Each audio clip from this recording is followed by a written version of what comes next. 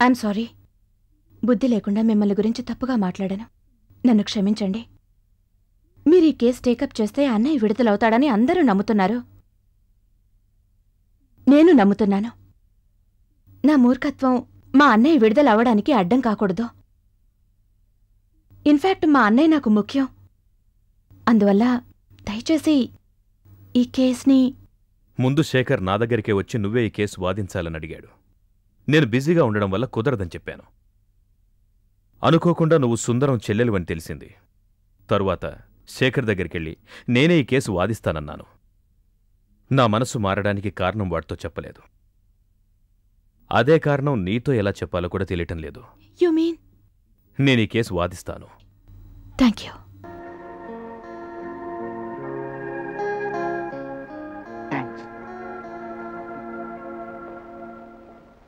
రాజా, చాలా థ్యాంక్స్ రా.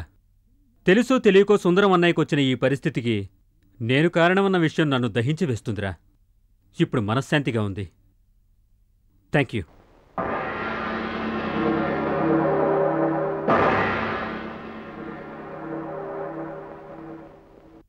మిస్టర్ రాజా, నేను విడుదలవుతానన్న నమ్మకం నాకు కొంచెం కూడా లేదు. నో, ఎందుకు ఆ విధంగా ఊహించుకుంటూ బాధపడతారు? ఇప్పుడు రాజా వచ్చాడుగా, తప్పకుండా గెలుస్తాం. అసలు మీకు విడుదల గురించి... వీడు నా గురించి కొంచెం ఎక్కువగానే చెప్తాడు. నాకు వీలైనంత వరకు నేను ప్రయత్నిస్తాను. నా దిగులంతా నా విడుదల గురించి కాదు, నా మీద పడ్డ నీచమైన అభాండం గురించి. ఏంటన్నయ్యా మీరు బోర్డు అభాండం? ఇటు చూడండి, న్యాయమే జయిస్తుంది. మిస్టర్ సుందరం, వేరే ఏదైనా ఇన్ఫర్మేషన్ కోసం నేను తర్వాత వస్తాను. శేఖర్, తమ్ముడు బాలు ఇంకా నన్ను చూడటానికి రాలేదు. ఒకవేళ వాడు కూడా నన్ను అపరాధిగా భావిస్తున్నాడేమో. నన్ను అటువంటిదేం లేదు. పాపం అతను కొంచెం... చూడండి, మీరు దిగులు పడకండి. నేను వాడికి చెప్పి తప్పకుండా మీ దగ్గరికి పంపిస్తాను. ఓకే?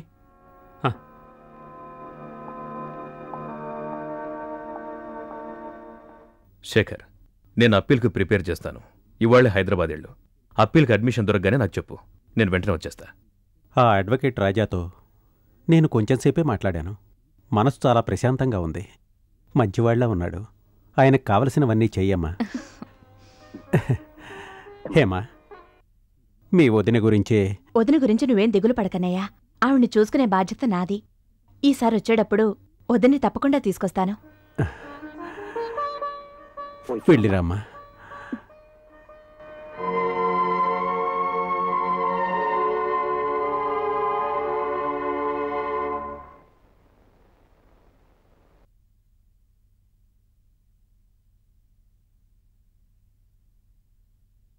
మిస్టర్ సుందర్ నా మీద బాగా నమ్మకంగా ఉన్నారు.